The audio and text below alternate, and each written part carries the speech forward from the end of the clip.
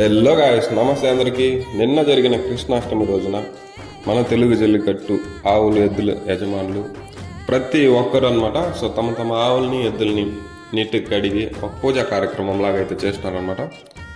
ఇలా జరిపిన ప్రతి ఒక్కరికి నేనైతే ధన్యవాదాలు అయితే తెలుపుకుంటున్నాను.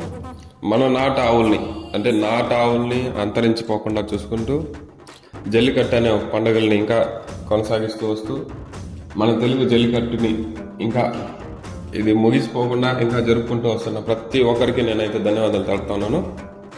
ఇలాంటి పండుగలు మరెన్నో జరుపుకోవాలని, ఇలాంటి ఎద్దులు ఆవులు అంతరించిపోకుండా కాపాడుతూ వస్తున్న మన తెలుగు జల్లికట్టు యజమానులందరికీ నేనైతే ధన్యవాదాలు తెలుపుకుంటూ వీడియోని అయితే ముగిస్తున్నాను.